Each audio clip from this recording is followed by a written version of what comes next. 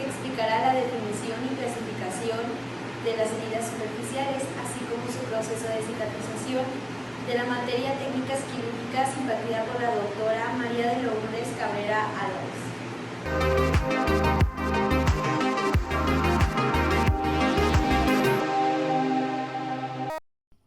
Buenas tardes, compañeros. Mi nombre es Brian Ulises Alfaro Torres. Les voy a explicar el concepto de lesiones heridas. Los organismos vivos son víctimas de distintos tipos de agresiones, biológicas, químicas y físicas. Aquellas que ocasionan daño tisular se denominan lesiones y se caracterizan por las alteraciones orgánicas y funcionales que las acompañan. Las heridas son de suma importancia para el cirujano. Son ocasionadas por medios mecánicos, es cuando se rompe la piel u otro tejido. Cuando esto ocurre en tejido rígido o semirrígido se denomina fractura. Les voy a explicar la clasificación de las heridas según su causa. Los medios mecánicos que ocasionan las agresiones son múltiples. Entre ellos va incluido el corte o incisión que realiza el cirujano como parte del proceso terapéutico. Están las heridas por instrumento pulsocortante, son aquellas ocasionadas por objetos afilados como un cuchillo o un quesal, o por objetos con extremidades agudas, como es un picayelo o un clavo. Están las heridas ocasionadas por contusión, son aquellas que se ocasionan por el golpe de un objeto plano o con borde redondeado, que se denomina rombo. Están las heridas por arma de fuego, que son aquellas lesiones ocasionadas por un objeto acelerado. Estas ocasionan lesiones complicadas y de objeto de estudio y de atención médica cada vez más evolucionada. Están las lesiones por machacamiento o aplastamiento. Es aquella donde el tejido es aplastado por dos superficies o rombos. Están las lesiones por laceración o desmembramiento de partes. Están las lesiones por mordedura, que se caracterizan diferente según la especie o tipo de especie animal. Entre ellas las más características son las del ser humano, por la flora bacteriana que contiene en la boca, y las de caninos, que reciben tratamiento especial por la posible transmisión del virus rábico. También están las mordeduras de animales venenosos, que dan o muestran agresiones biológicas específicas.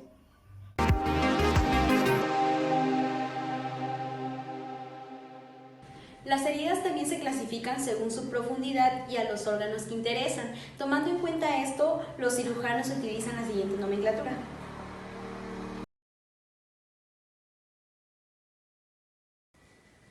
La escoriación es una lesión dermoepidérmica que en general cicatriza con regeneración íntegra del epitelio sin dejar huella visible.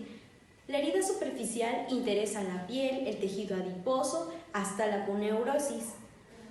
La herida profunda es la que incluye los planos superficiales, la aponeurosis, el músculo, los vasos y los tendones.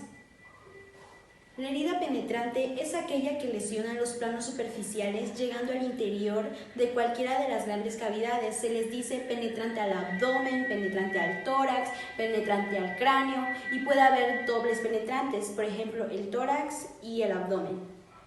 La herida perforante es una herida que además de penetrar a una cavidad ha interesado alguna de las vísceras que en ella contiene.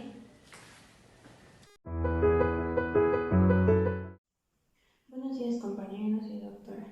Mi nombre es Rocío de Los Ángeles Córdoba Flores y les explicaré los conceptos de regeneración, reparación y cicatrización. En la reacción local de una lesión o de una herida y su curación es todo un proceso biológico. Este proceso biológico depende de la habilidad de la célula primordial para que éste sea reparado, multiplicado y diferenciado, y así causar menos daño a la lesión. Existen diferentes tipos de células, como se encuentran las células permanentes. Estas células se encuentran en los tejidos del sistema nervioso, el músculo y la piel, debido a que no tienen la capacidad de regenerarse, y a la hora de cicatrizar lo único que hace es complementarse con tejido conectivo. Debido a esto, pierde su función especializada. Células estables. Estas células estables se encuentran en las glándulas, tales como el hígado, el páncreas, glándulas salivales, cutáneas, endocrinas y túbulos renales. Tienen la capacidad de regenerarse lo mejor posible. Sin embargo, necesitan de un estroma. Este estroma es el tejido conjuntivo que contiene la matriz y la sustancia fundamental para la célula de regeneración, es decir, las células parenquimatosas. Sin embargo, que tienen la mayor o mejor capacidad de regenerarse, no tienen un lugar específico donde proliferen estas células y por lo tanto crean unos tejidos desorganizados. Otras células importantes son las células lábiles. Estas células lábiles se encuentran en los epitelios, pero al igual que las células estables necesitan de un estroma. Si este estroma está intacto, se podrá regenerar de una manera estable y mejor. Si no tiene este estroma, los epitelios no se podrán regenerar. Todo tipo de cicatrización necesita una epitelización. Este es un proceso hermético para el cierre de la herida y necesita de un tejido fibroso. Este tejido fibroso ayuda al sostén o a la estructura de la herida.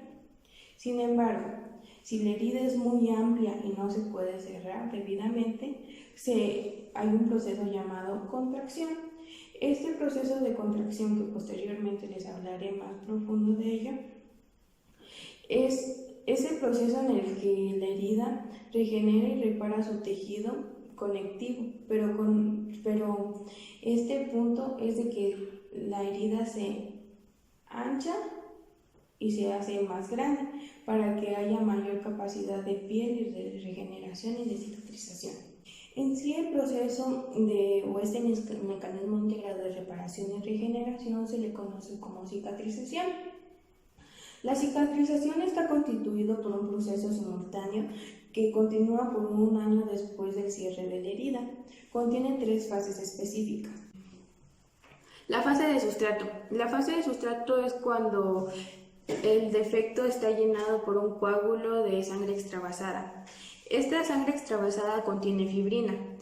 Es una malla de fibrina que encuentra los elementos figurados de la sangre y se mantienen aproximados en forma laxa en los bordes de la herida. Cuando existe una hemorragia abundante, esta fibrina no tiene funcionalidad y es insuficiente. Posteriormente se desencadena simultáneamente una serie de eventos característicos de los primeros 5 días, que es la que llamamos fase de sustrato, la cual se trata de una respuesta vascular y celular debido al estímulo químico de los trisulares procedentes de las células lesionadas. Existen 3 puntos importantes.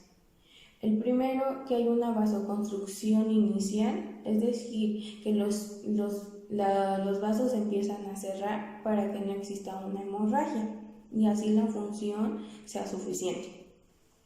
El segundo punto, que es dilatar los pequeños vasos locales y su endotelio se hace permeable a las proteínas y al plasma. Esto para que generar que los leucocitos, monocitos, fagocitos entren y no haya una infección. Como punto 3, los leucocitos se adhieren a los endotelios de las glánulas y se desplazan a través de las paredes vasculares. A esto se le conoce como diapédesis. Bueno, estos 3 puntos que son importantes forman un exudado inflamatorio, los cuales están compuestos de leucocitos, eritrocitos y proteínas plasmáticas. Los leucocitos participan en un proceso activo de fagocitosis, con predominio inicial de los polimorfos nucleares y posterior proliferan a monocitos. Posteriormente, a manera de granulocitos, estos son lisados y liberan hidrolasas ácidas y el pH de la herida disminuye, así creando que no haya ninguna infección. Posteriormente a que todo el sistema o la serie blanca empieza a fortalecerse. Existe las células epidérmicas vecinas, las cuales se van engrosando. A 24 horas después de engrosarse se encuentran las células basales. Estas células basales pierden la adherencia y comienzan a reproducirse y ayudan y emigran a que las bandas de fibrina se vayan engrosando. En los bordes próximos de la hospitalización se completa a las 48 horas. Las heridas de mayor soporte suelen regenerarse de 4 a 6 días. El hecho de que tiene una pérdida de sustancia. Aquí la herida se muestra roja, sangrante al tacto, exuberante, finamente granulosa. En sí, a todo esto lo compone el tejido granuloso o de granulación, con vasos neoformados, y es por ello que su cierre o su regeneración es más tardada. La segunda fase es la fase proliferativa. Esta fase proliferativa se prolonga del 5º al 20º día y se da la formación de colágeno. Los protagonistas de esta fase son los fibroblastos. Se encuentran en la profundidad de la herida y tienen la función de sintetizar y regenerar el colágeno. Estas células derivan de células mesenquimatosas locales y de la sustancia fundamental. Además de sintetizar el colágeno, sintetizan elastina, proteína microfibrilar y otros elementos mucopolisacáridos. Con esto ayuda a que la herida aumente su fuerza tensil para alcanzar su ritmo máximo de crecimiento que se da a los 14 días.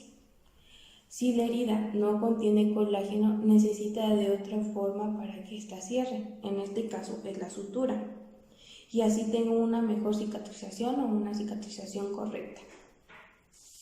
Esta fase termina con la epitelización y se completa o inicia con la fase de contracción que se había mencionado antes.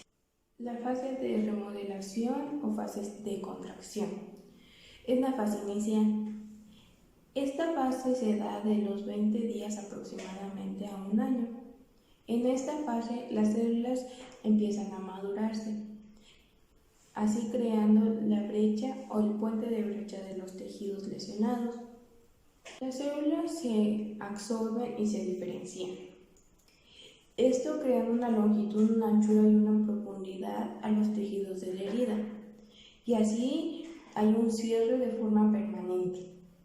En este punto se obliteran canales vasculares, y en este punto hace que la herida se vuelva pálida y plana. Las células encargadas de hacer de esta fase son las células de las miofibrillas.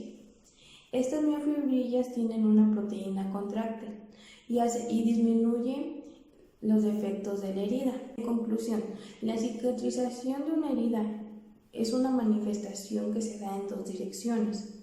La primera, que es remover todo el tejido desvitalizado o muerto, y la segunda, que es la regeneración activa de los tejidos cuando están en reparación.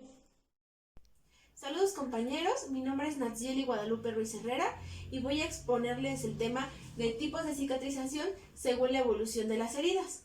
Bueno, comenzamos. Los tipos de cicatrización que hay según la evolución de las heridas son 4. Estos pueden variar según las características de la herida, si está infectada o no, el tipo de bordes o cómo se produjo la herida. Todo eso van a ser para que se produzcan los diferentes tipos, que pueden ser cicatrización por primera intención, cicatrización por segunda intención, que también se llama granulación y es el término más comúnmente utilizado. También tenemos la cicatrización por tercera intención, que también se llama cierre secundario. Aquí es preferible no usar este término de cierre secundario porque se puede prestar a confusión con la cicatrización por segunda intención. Por último, tenemos el cierre primario o retardado. Bueno, aquí tenemos los 4 tipos de cicatrización. En esa tabla se resumen las características principales de cada uno de ellos. Bien, primero, la cicatrización por primera intención es una cicatrización en la cual hay una herida que generalmente es hecha en cirugía por el cirujano y por lo tanto es una herida muy limpia, muy con bordes muy definidos que permiten que se haga una fijación rápida de los tejidos. Se afrontan rápidamente al terminar la cirugía y por lo tanto es una herida de la que no se espera complicaciones y que por lo general la cicatrización es más estética. Aquí tenemos la imagen de una incisión limpia, después la sutura que es muy pronta o temprana y por lo tanto una cicatriz final muy limpia, casi imperceptible. Después tenemos lo que es la cicatrización por segunda intención o también llamada cicatrización por granulación. En ella tenemos una herida muy abierta donde generalmente ha habido mucha pérdida de los tejidos, por lo tanto son a veces bordes muy indefinidos. Esto no permite que se puedan afrontar correctamente los bordes, por lo que se decide dejarlos abiertos. Por lo tanto, va a haber una cicatrización con mucha granulación. Se da el proceso de granulación y entonces se cicatriza espontáneamente. El hecho de que haya tanta granulación hace que esta cicatriz no sea tan estética. Aquí tenemos las tres fases, que es primero una cicatrización muy irregular, con separación entre los bordes, después la granulación que se da y por último el epitelio crece sobre la cicatriz. Después tenemos lo que es la cicatrización por tercera intención. También tenemos lo que es la cicatrización por cierre primario retardado. Ambas son cicatrizaciones muy similares. ¿Por qué? Porque primero se deja que haya un proceso de granulación y después se cierra. ¿Qué diferencia una de otra? Bueno, en la primera, que es la cicatrización por tercera intención, tenemos que los bordes se dejan separados porque no hubo una sutura pronta de ellos.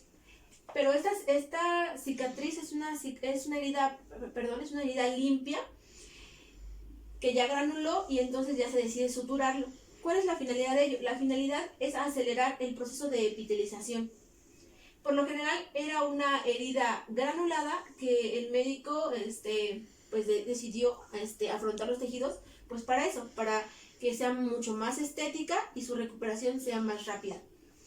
En cambio, la de cierre primario retardado también se deja abierta y se deja que granule, pero aquí la finalidad es limpiar ese tejido. ¿Por qué? Porque se encontraba infectado. Esta cicatriz, la de cierre primario retardado, se caracteriza por haber estado infectada.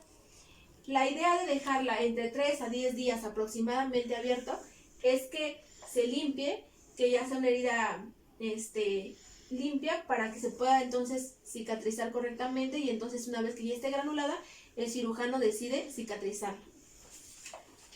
Bueno, aquí tenemos unas imágenes.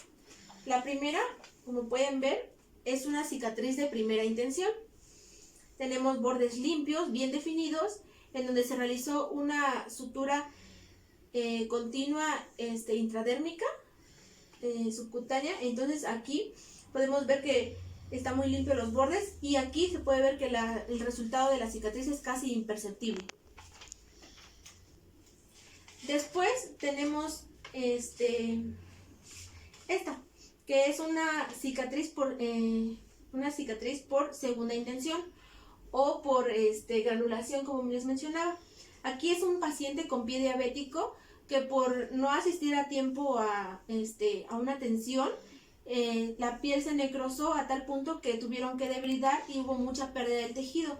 Por lo tanto, no se pudieron afrontar correctamente los bordes y como no se hizo una sutura, el tejido se granuló y se epitelizó sobre él y por lo tanto queda así y, como les decía, no es tan estético. Por último, tenemos aquí lo que es una cicatrización por tercera intención, en la que aquí vemos que es una herida por machacamiento, en la que el paciente pues llega al hospital y se tiene que debridar. queda muy abierto, se deja granular un tiempo y posteriormente se deja se sutura para una mejor cicatrización. Al final tenemos que no se ve tan significativa la herida como por ejemplo en la que les mencionaba antes, que era la del pie diabético, en donde sí la cicatriz es mucho más evidente y no es tan estético. Aquí queda un poco más estético, ya que se afrontaron los bordes después de que granularon un poco. Bueno, pues eso sería toda la explicación. Espero que les sea de utilidad. Muchas gracias. Ahora les hablaré del siguiente subtema, que son los factores que retrasan la curación de una herida. Hasta ahora no se conoce ningún catalizador de la cicatrización. El catalizador es el que ayuda a que el proceso sea más rápido, más fácil. Como hasta ahora esto no se conoce, la opción que tenemos es favorecer al proceso normal y también de proteger a las heridas de las agresiones que puede sufrir, que estos pueden retrasar o complicar el proceso de la cicatrización. Aunque estos factores que retrasan la curación se dividen en dos grupos, los factores locales y los factores generales, que a su vez los factores locales se dividen en 9.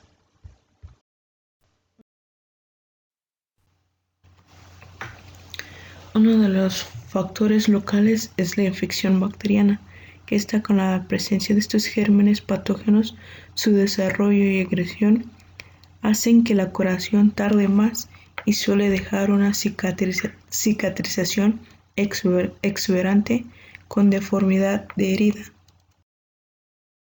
Factores es la presencia de tejido muerto.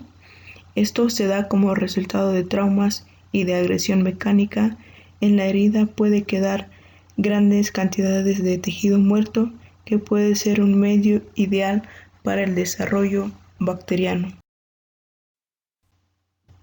Otro de los factores es la hematoma, que esta es la acumulación de sangre y es una de las complicaciones más comunes y casi siempre es provocada por hemostasia imperfecta. Los pacientes que reciben acetil salicílico o heparina a dosis baja tienen un riesgo ligeramente más alto a desarrollar esta complicación. Es mayor en aquellos que se le administra dosis sistemáticamente efectiva y presentan coagulopatías. También la tos vigorosa o hipertensión arterial marcada inmediatamente después de la cirugía contribuye a la formación de estas, por lo que prolongan la cicatrización. Otro de los factores locales es el defecto de la circulación, que esta se da cuando hay una inadecuada irrigación a los tejidos. Todos los factores se obstaculizan por la falta de oxígeno y nutrientes.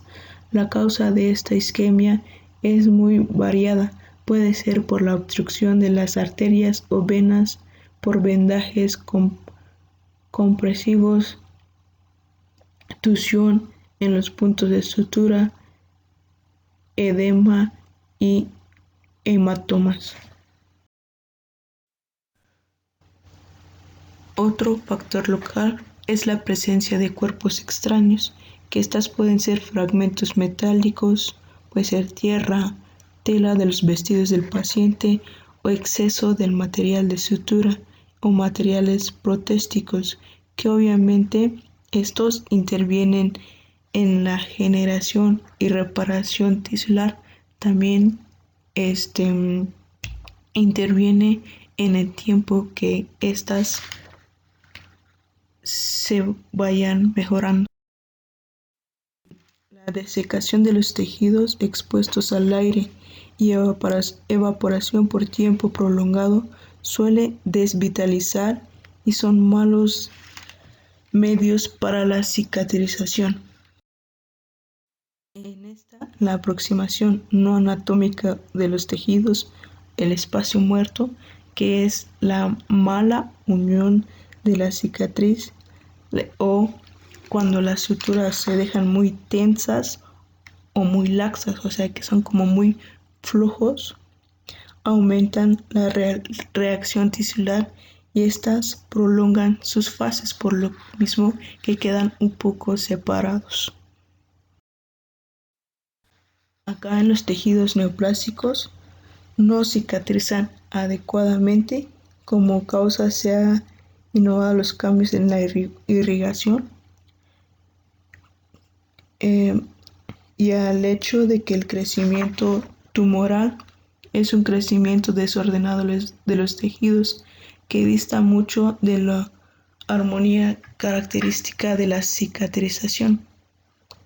O sea, el acomodamiento desordenado de estos tejidos evitan que llegue una buena vascularización a los tejidos, por lo tanto esto no se puede cicatrizar de una forma rápida. En los tejidos sometidos a radiaciones de tipo ionizante sufren alteraciones intracelulares y de irrigación que inhiben el proceso normal de cicatrización.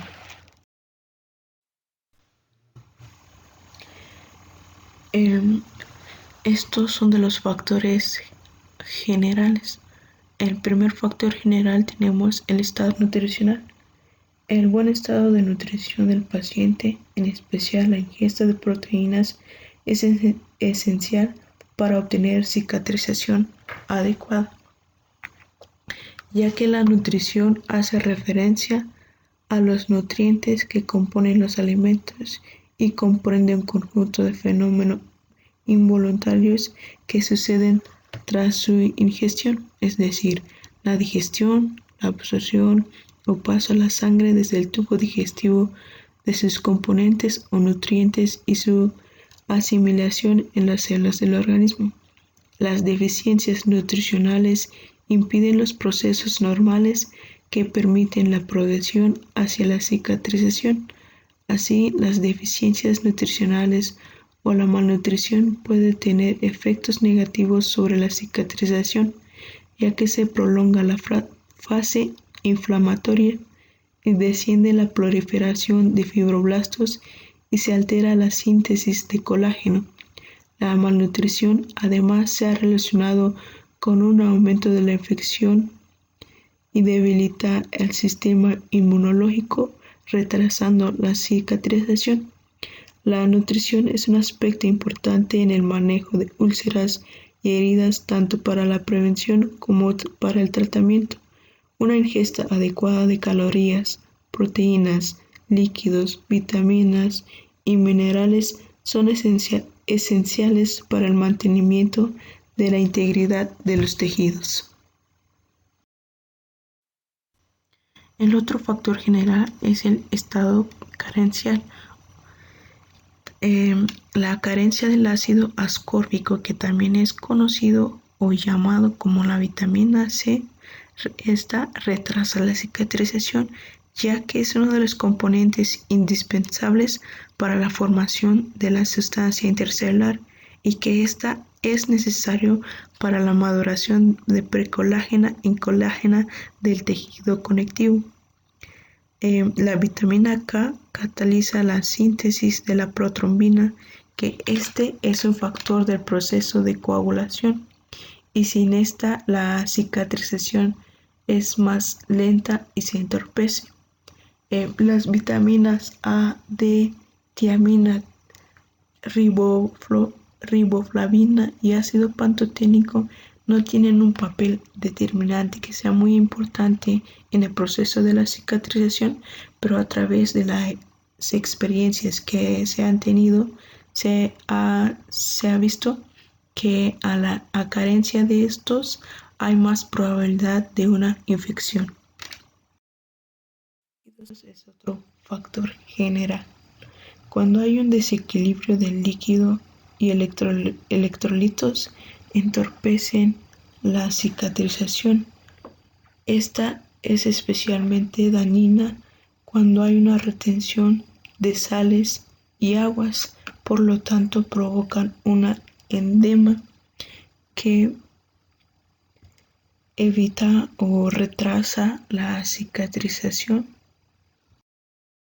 El tratamiento con corticoides de forma prolongada también produce un retraso muy importante en la cicatrización y también llega a causar una depresión del aparato inmunocompetente.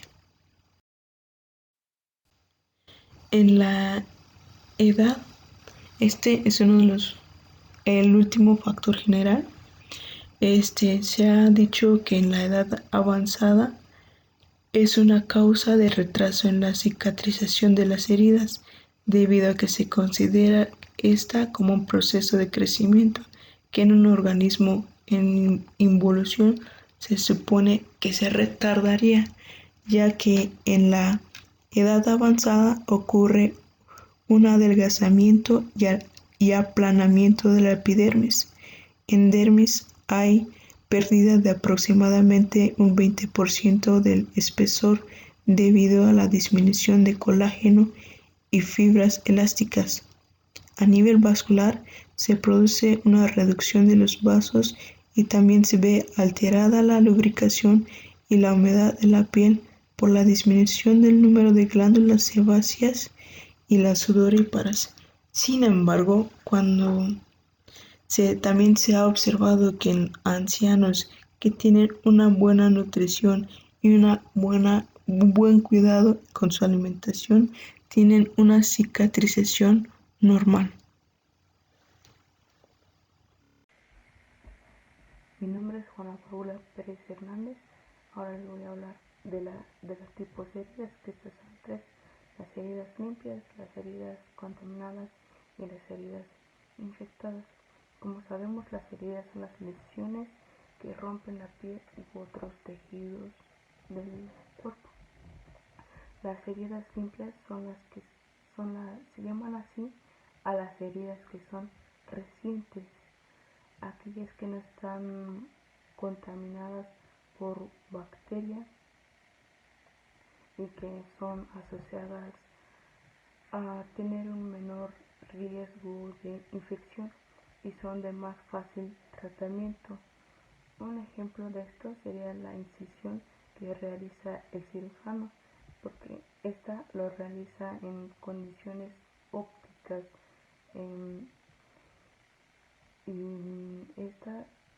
y se espera que estas se cicatricen a primera intención, o sea que la cicatrización de esta es mucho más fácil y rápida. Ahora les hablaré de las heridas contaminadas, que estas generalmente son de origen traumático, acontecida con más o menos 6 horas. Y por este tiempo ya se pudo haber infectado por microorganismos del medio ambiente o microorganismos que colonizan la piel, que estos son microorganismos sapófitos que generalmente no producen una infección, pero estando ya en una herida, estas se reproducen y producen la infección. Pero también esta contaminación de las heridas puede ser desde adentro, como sería la salida del contenido intestinal cuando se está en una operación. Este tipo de heridas pueden ser tratadas adecuadamente con la debridación quirúrgica, que esto es la remoción de tejido muerto o dañado en la herida. En este tipo de heridas se recomienda hacer una sutura primaria que tiene grandes posibilidades de recuperar de una buena evolución, y también se recomienda hacer un cierre diferido. El tercer tipo de herida es la herida infectada, que suele tener gérmenes en desarrollo que invaden los tejidos. En este tipo de heridas se presentan varios signos de que ya hay una infección en ella, como puede ser la temperatura local, el aumento de la temperatura local, la hinchazón, el enrojecimiento y la dificultad del funcional de la parte anatómica afectada. En este tipo de heridas se suelen observar tejidos muertos, celulitis, pus y leucosis. Todas las heridas traumáticas de más de 12 horas de evolución y sin tratamiento se deben de observar muy bien, más de forma macroscópica para poder reconocer las infecciones evolutivas. En este tipo de heridas no es recomendable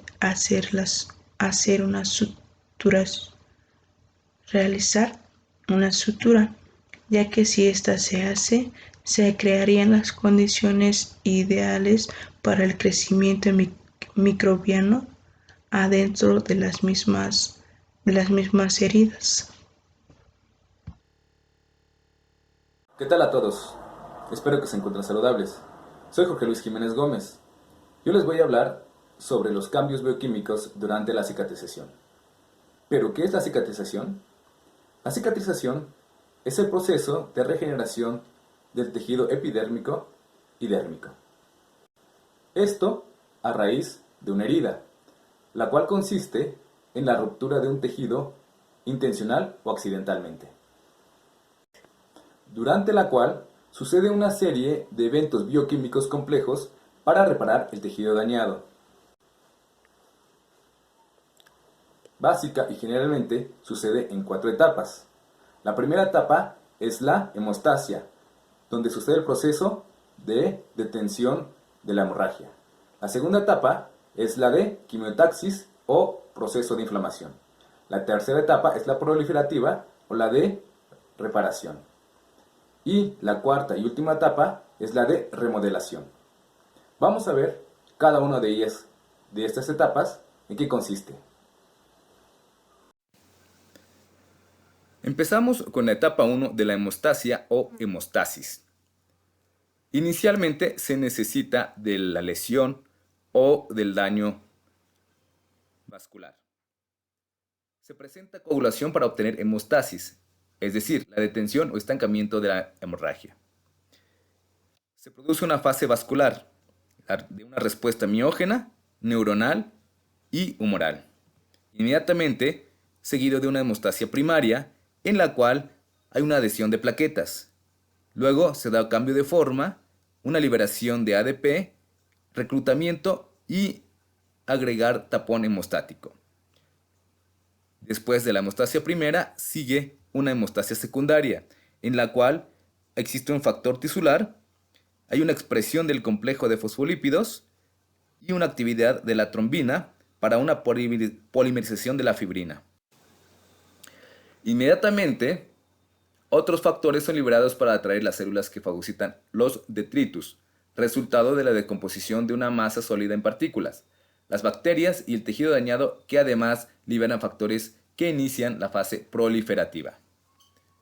Inmediatamente después de que el vaso sanguíneo es roto, las células liberan factores inflamatorios como tromboxanos y prostaglandinas que hacen que el vaso entre en espasmo para prevenir la pérdida sanguínea y para concentrar células inflamatorias y factores en el área.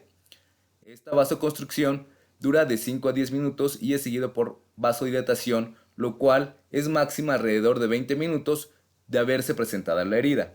La vasodilatación es resultado de factores liberados por las plaquetas y otras células. El principal factor involucrado en la vasodilatación es la histamina. Esta hace que los vasos sanguíneos se vuelvan porosos y haciendo que el tejido se ponga edematoso debido a que las proteínas del torrente sanguíneo se fugan al espacio extracelular e incrementan la carga osmótico que atrae agua dentro del área. La porosidad incrementa de los vasos sanguíneos también facilita ingreso de las células inflamatorias como los leucocitos en la herida a partir del torrente circulatorio. Alrededor de una hora de haberse presentado la herida, los polimorfonucleares neutrófilos llegan a la herida y se convierten en las células predominantes en la misma durante los 3 primeros días del trauma. Son atraídos por la fibronectina, los factores de crecimiento y sustancias como neuropéptidos y cininas. Los neutrófilos fagocitan los detritus y las bacterias y también matan las bacterias por liberar radicales libres. Limpian la herida por secretar proteasas que rompen el tejido dañado.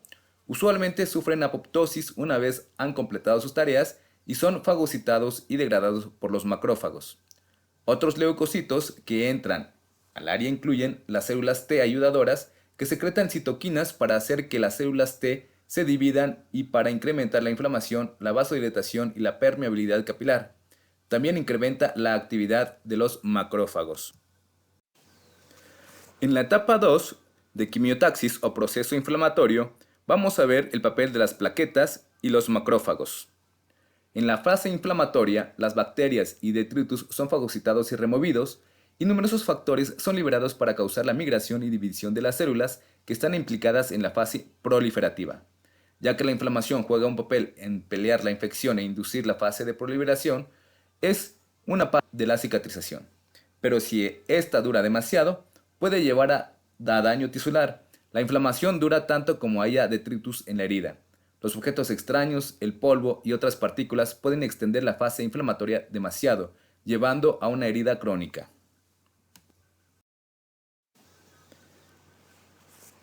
La quimiotaxis se puede dar en línea recta, que es un quimioatrayente en la fase líquida.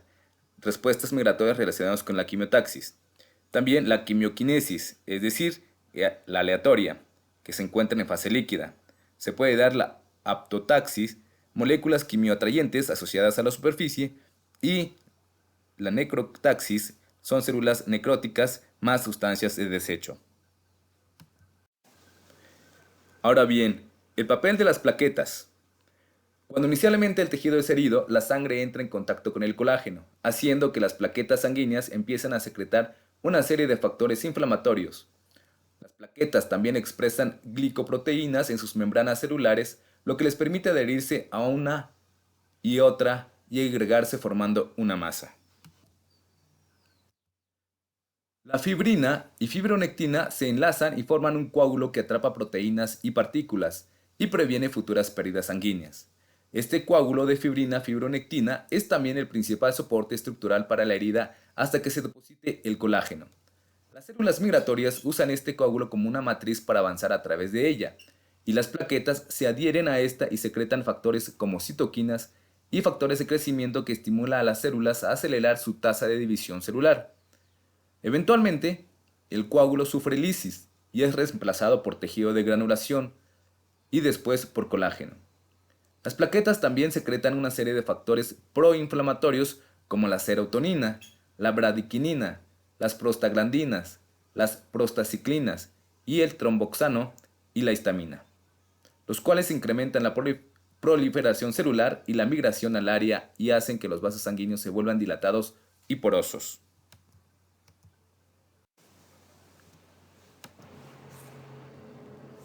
El papel de los macrófagos.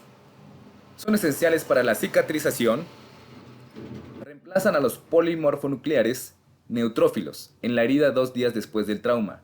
Son atraídos en la herida por factores de crecimiento liberados por las plaquetas y otras células. El principal papel del macrófago es fagocitar la bacteria y el tejido dañado. También desbrida el tejido dañado por liberar proteáceas. Los macrófagos también secretan un número de factores de crecimiento y otras citoquinas, especialmente durante el tercer y cuarto día luego del trauma. Estos factores atraen las células involucradas en la etapa de proliferación en la cicatrización de la herida. Además, son estimulados por el bajo contenido de oxígeno para producir factores que inducen una rápida angiogénesis y estimulan las células que revitalizan la herida, crean el tejido de granulación y depositan la matriz extracelular.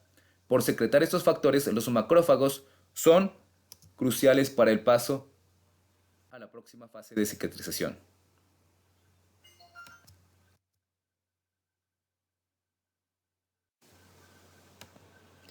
Ahora bien, en la etapa 3, regenerativa o de proliferación, hablaremos de la angiogénesis, la fibroplasia y formación del tejido de granulación, depósito de colágeno, epitelización y contracción. Esta etapa es caracterizada por angiogénesis, depósito de colágeno, formación del tejido de granulación, epitelización y contracción de la herida. En la angiogénesis, nuevos vasos sanguíneos crecen a partir de las células endoteliales. En la formación del tejido granular y fibroplastia. Los fibroblastos crecen y forman una matriz extracelular por extractar colágeno y fibronectina, la cual es provisional. Alrededor de 2 a 3 días luego de que se presente la herida, los fibroblastos empiezan a ingresar a la herida, incluso antes de que la fase inflamatoria haya terminado completamente.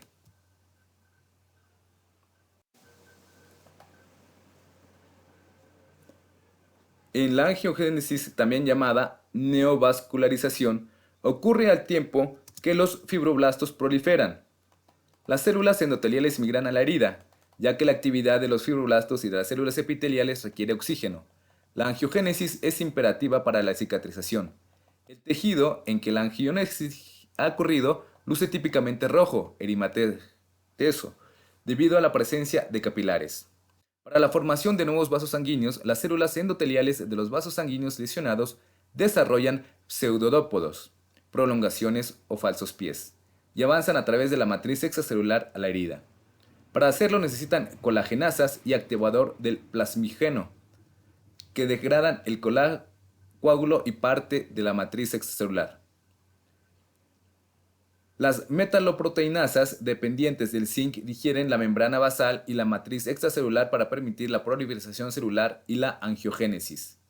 Las células endoteliales también son atraídas por la fibronectina encontrada en la fibrina y por los factores de crecimiento liberados por otras células. La hipoxia estimula el crecimiento endotelial, así como la presencia de ácido láctico en la herida. Es un ambiente bajo en oxígeno. Los macrófagos y las plaquetas producen factores angiogénicos que atraen las células endoteliales quimiotácticamente. Simultáneamente con el tejido de granulación, los fibroblastos se acumulan en la herida. Esto sucede 2 a 5 días luego de la herida y cuando la fase inflamatoria está finalizada y alcanza su mayor población 1 o 2 semanas después de la herida. Al final de la primera semana, los fibroblastos son las células más comunes en la herida. La fibroplastia termina 2 a 4 semanas después de la herida. El tejido de granulación se requiere para llenar una herida grande.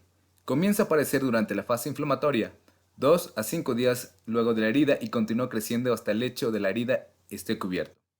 El tejido de granulación consiste en nuevos vasos sanguíneos, fibroblastos, células inflamatorias, células endoteliales, miofibroblastos y la matriz extracelular, que es diferente en composición de la del tejido normal e incluye fibronectina, colágeno, glicosaminoglicanos y proteoglucanos.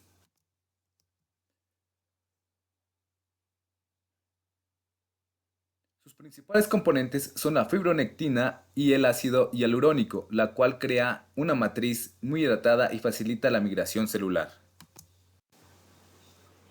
El depósito de colágeno es una de las más importantes tareas de los fibroblastos de la producción de colágeno. Esta producción es notable por el segundo y tercer día post-herida y es máxima en 1 a 3 semanas. La producción de colágeno continúa por 2 o 4 semanas y luego de este tiempo su destrucción se incrementa, cesando así su crecimiento. El colágeno es el que incrementa la fuerza de la herida. Antes del depósito de colágeno, lo que sostiene la herida cerrada es el coágulo de fibronectina que no da mucha resistencia al traumatismo.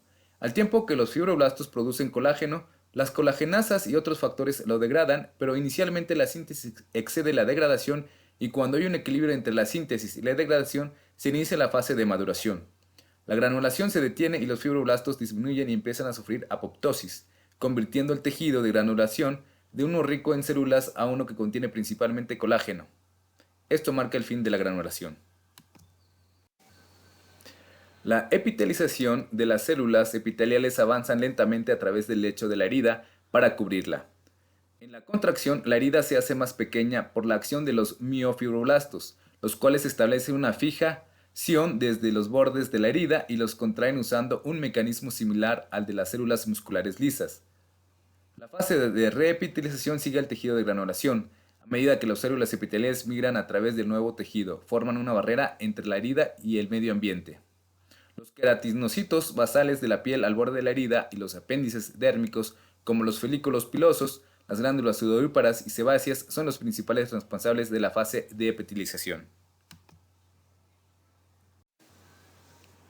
La contracción. Alrededor de una semana luego de la herida, los fibroblastos se han diferenciado en miofibroblastos y la herida se comienza a contraer. El pico máximo de concentración se presenta a los 5 a 15 días de la herida.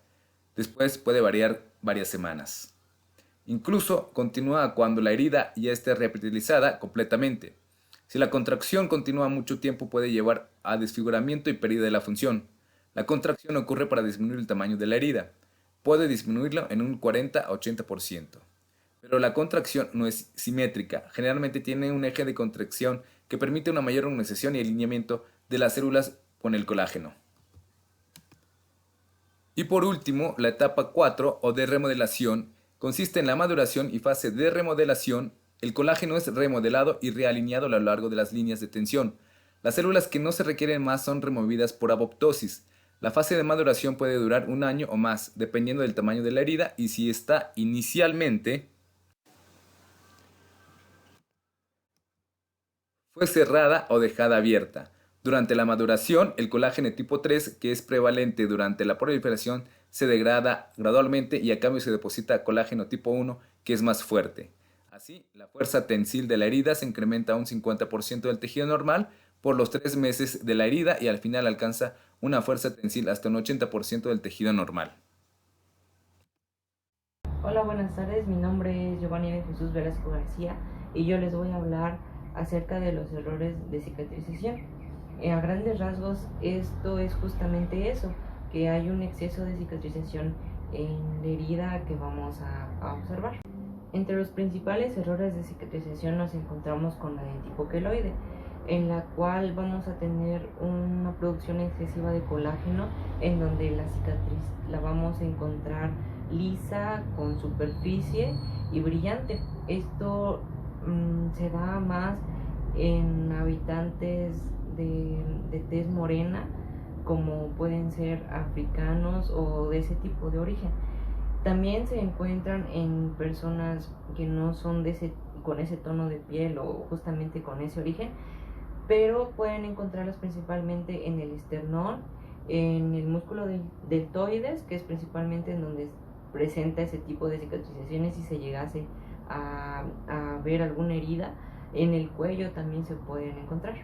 También podemos encontrar el tipo de cicatrización hipertrófica, en la cual, a diferencia de la queloide, tenemos bordes más delimitados, porque pues en la queloide tenemos bordes que están fuera de la herida, por así mencionarlo. Entonces, la hipertrófica tiene una delimitación y a diferencia de la queloide, esta es una de las principales características.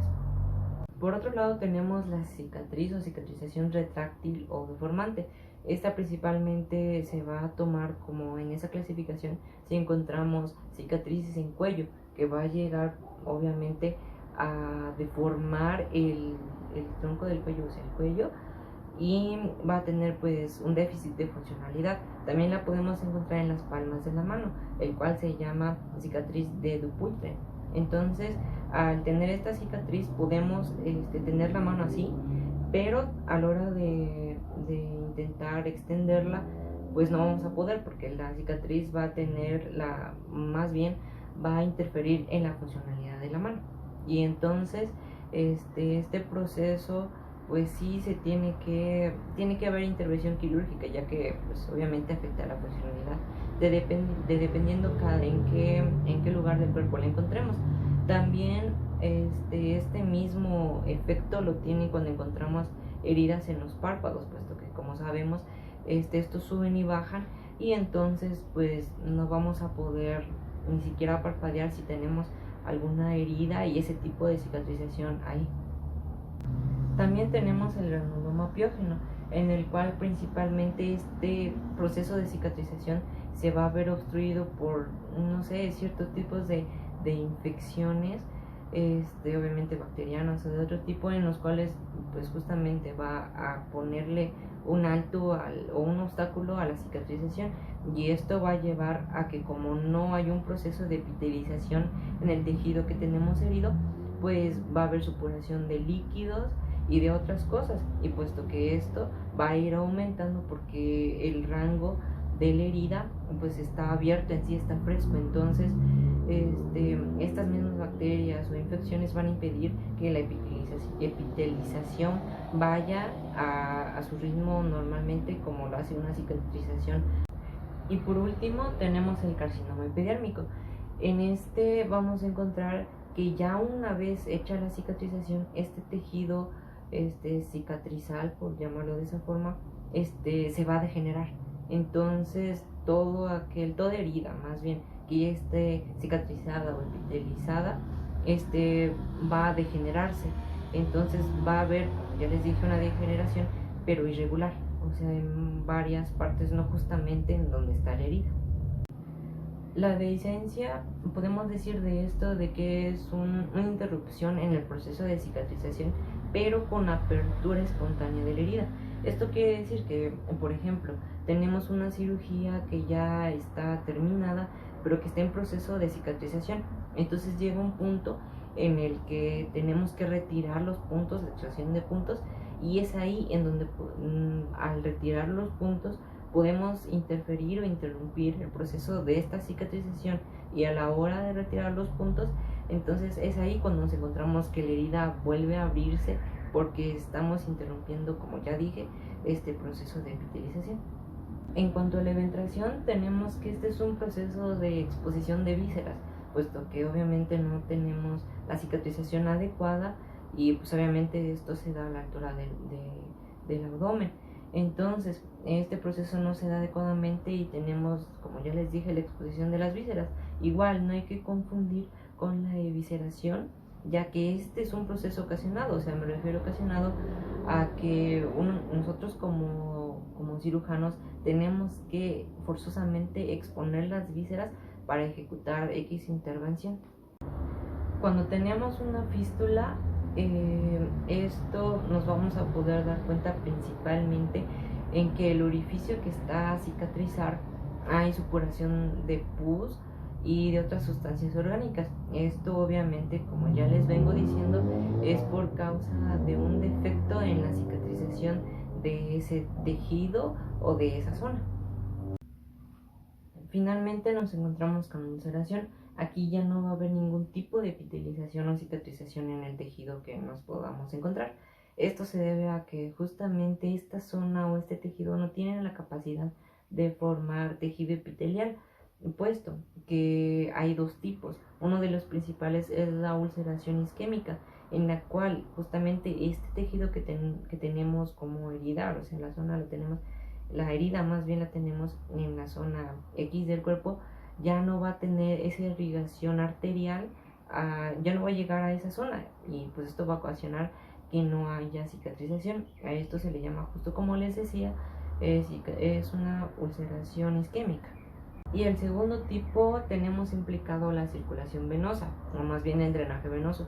En esta zona no, como ya les dije, no va a haber retorno venoso, y esto va a ocasionar que se formen lesiones llamadas lesiones de éstasis. Muchas gracias por su atención.